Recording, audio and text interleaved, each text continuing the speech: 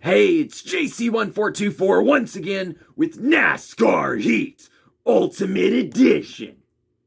Plus, and in this episode of our season, as Justin Allgaier and his number 7 precision tank or precision build Chevrolet, we're going to Michigan International Speedway for the LTI Printing 250.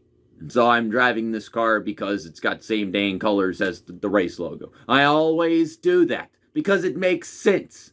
Last episode we went to Mid-Ohio and that was kind of a ish race. I mean, we finished 8th, we got a few stage points, but overall it was just mostly weird and the car was hard to drive because of this flicky Nintendo analog stick. But I'll go to the season standings, and we are, I think, 38 points in front of Chase Briscoe right now.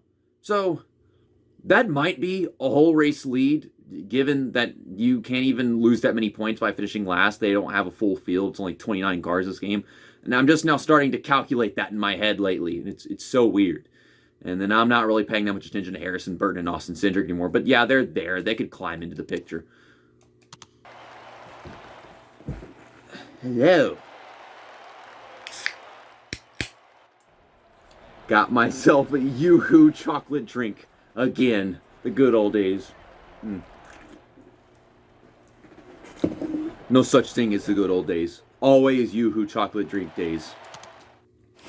They got the Pure Michigan 400 logo on the flag box. I don't know what the hell it's called.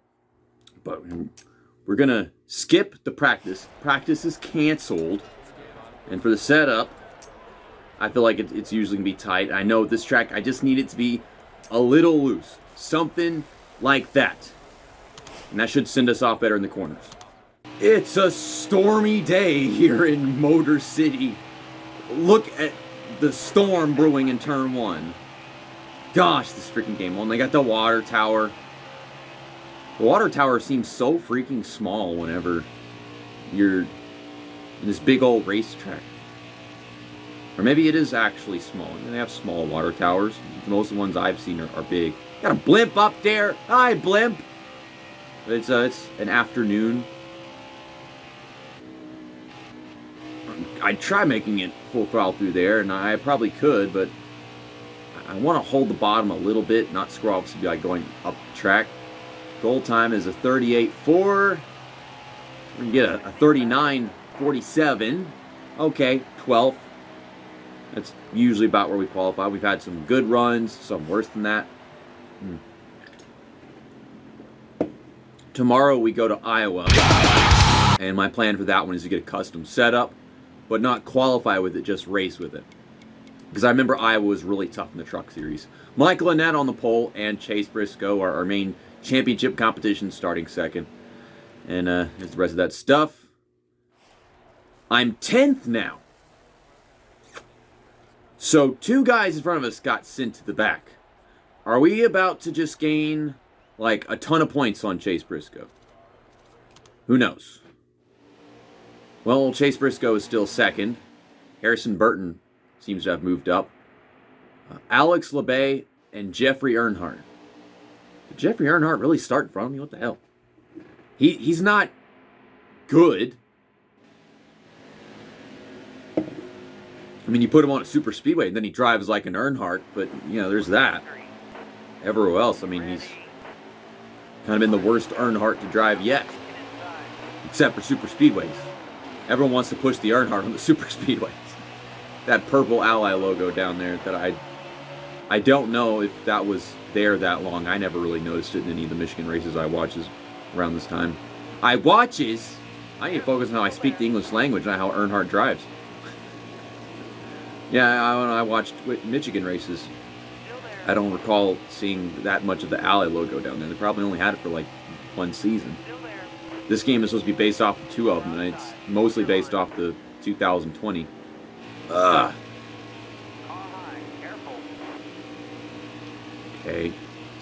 I think to keep in mind is that Motorsport Games took over and copy-pasted the fuck out of NASCAR Heat 4 from 2019. So, for all we know, they basically took all the same shit for NASCAR Heat 5, and then they copy that for this game, of course, which is basically Heat 5, but has some 2021 content.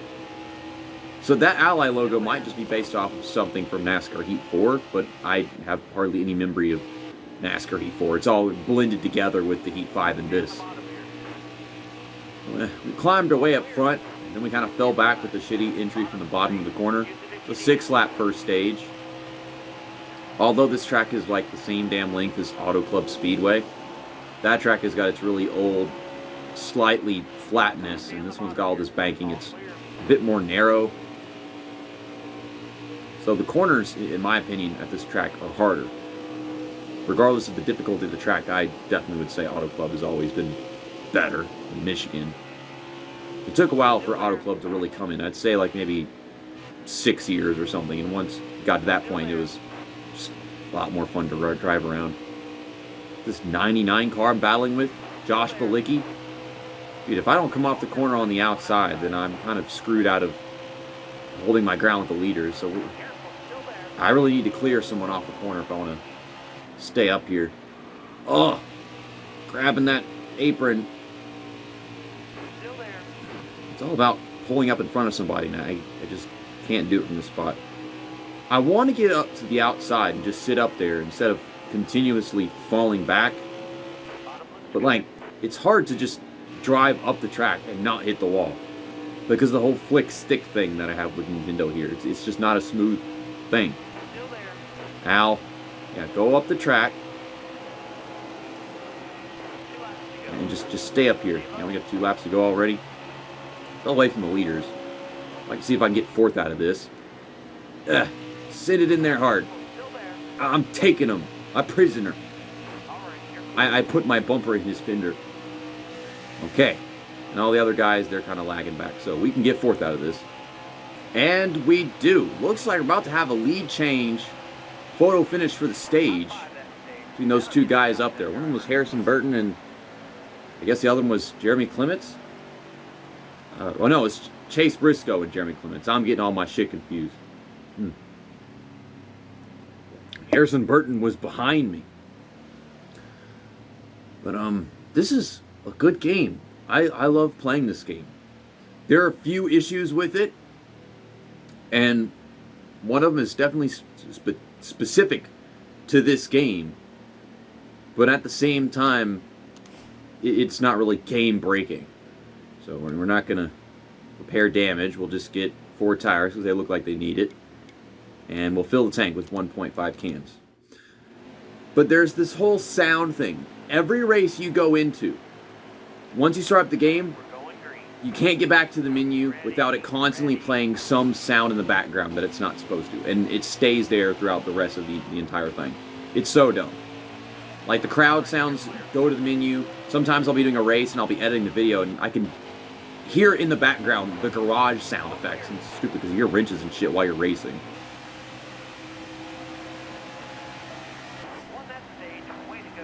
But that isn't game breaking.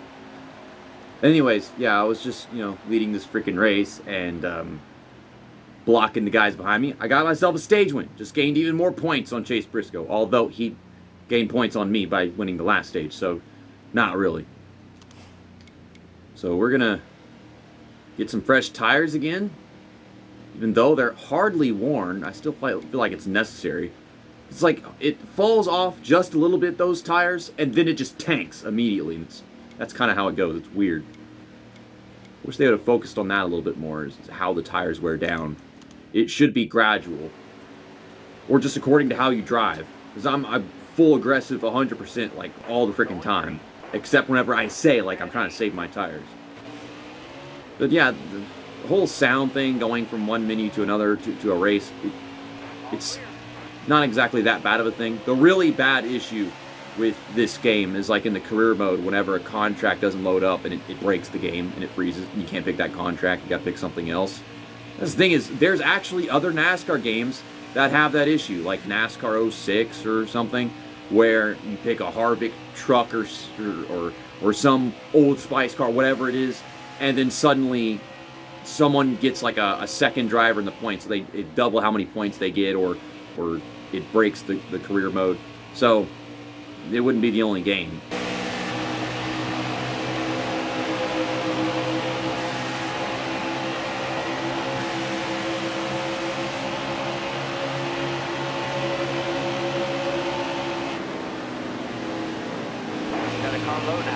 Ugh, I just couldn't stop him. Yeah, you could see him going all over the damn place trying to work his way around me. I just left some raw footage in there. I say that as if I've done it. I haven't done it yet. I'm going to do it. I'm saying that I'm going to do it by saying that I did it in the video. It's weird. Yeah, like nothing is happening in this episode. We're just having a casual race at Michigan, and I'm leading a large portion of it.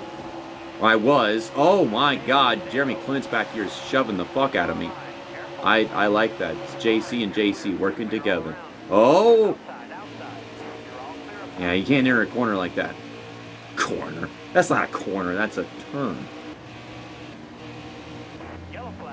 And then, not long after, a caution comes out. Okay, then. I'm hearing loud-ass diesel trucks outside and junk right now, and it's weird because, well, I can't check my watch. I threw it away because there was a bunch of dead skin inside of it or something.